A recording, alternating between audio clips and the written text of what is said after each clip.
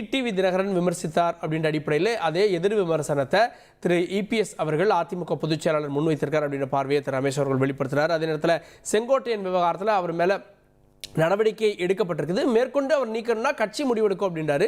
தொடர்ந்து நம்முடைய மூத்த பத்திரிகையாளர் திரு கோலாகல சீனிவாசன் இருக்கார். சார் வணக்கம். இந்த பேட்டியில் முக்கியமான ஹைலைட்டாக என்ன பார்க்குறீங்க? நீக்குவேன், அதாவது செங்கோட்டையன் நீக்குவார் அப்படின்லாம் பேசப்பட்டது, அமித்ஷாவை சந்திச்சதுக்கப்புறம் நீக்க வாய்ப்பு இருக்குது அப்படின்னு.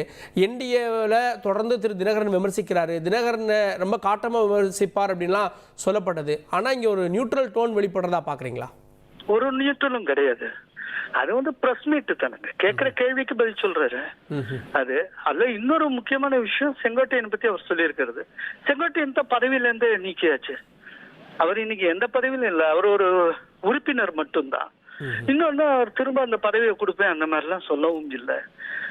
செங்கோட்டையன் நீக்கப்பட்டவர்களை பற்றி பேசினா இப்படித்தான். அதோட மட்டும் இல்ல, ஒரு எம்எல்ஏவா இருந்துட்டு அந்த கட்சியுடைய பொதுச் செயலாளருக்கு ஒரு காலக்கெடு விதிச்சா அது என்ன அர்த்தம்? இப்ப டிஎம்கேல இருக்கக்கூடிய ஒரு எம்எல்ஏ டிஎம்கே தலைமைக்கு ஒரு காலக்கெடுலாம் விதிக்க முடியுமா? விதிச்சா என்ன நடக்கும்? இதே போல மத்த எந்த கட்சியில பேச முடியுமா? அப்போ அதுக்குண்டான நடவடிக்கை எடுத்திருக்காங்க. இப்போ அமித்ஷாவை சந்திச்சதுக்கு அப்புறமும் அவர் எடுத்த முடிவுல உறுதியா இருக்காருன்னா அதனுடைய பொருள் இந்த முடிவுக்கு அமித்ஷா உடன்பட்டு இருக்கிறார் என்று பொருள். இப்ப இருக்கிற நிலைமையும் சிச்சுவேஷனை அவர் உணர்ந்து இருக்கிறார் என்று பொருள். மற்றபடி ஓபிஎஸ், டிடிவி தினகரன் அதெல்லாம் அந்த விஷயங்களை பொறுத்தவரை பிஜேபி ஏற்கனவே ஒரு முடிவுல இருக்கு. அந்த முடிவின் அடிப்படையில் தான் மோடி இங்க வந்திருந்தப்போ ஓபிஎஸ்க்கு அப்பாயின்மெண்ட் தராத முன் வச்சு அவங்க தான் என்டிஏ விட்டு வெளியில போனாங்க.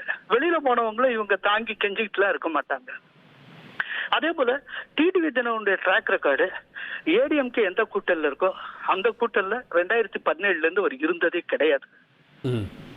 இந்த தடவை திரும்ப ஏடிஎம்கே உள்ள வந்திருக்கு என்டிஏ. அப்பெல்லாம் அவர் வெளியில போவார். இப்ப 2019 என்டிஏல ஏடிஎம்கே இருந்து அவர் இல்ல, 2021 என்டிஏல ஏடிஎம்கே இருந்து அவர் இல்ல, 2024 வந்தார்ல 21 தினகரன் சேர்த்து சொன்னார்ல. இப்போ அமித்ஷா பேசாம இருந்து அப்படி ஒரு காம்ப்ரமைஸ் சொன்னா, இப்போ எடப்பாடி ஏற்கனவே ஃப்ரெண்ட்லி ஜெஸ்டர் அவர் காட்டியிருக்கிறார்.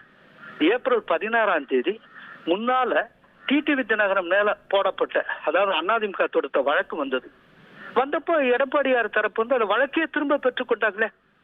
அந்த அளவுக்கு ஃப்ரெண்ட்லி ஜெஸ்டர் தானே காட்டினாங்க. அதை தாண்டி இவர் தானே, டிடிவி தினகரன் தானே இங்க வெளியேறினாரு. வெளியேற்றப்படல, அவராக வெளியேறினார். அவங்களா வெளியேறினா கெஞ்சிக்கிட்டா இருப்பாங்க.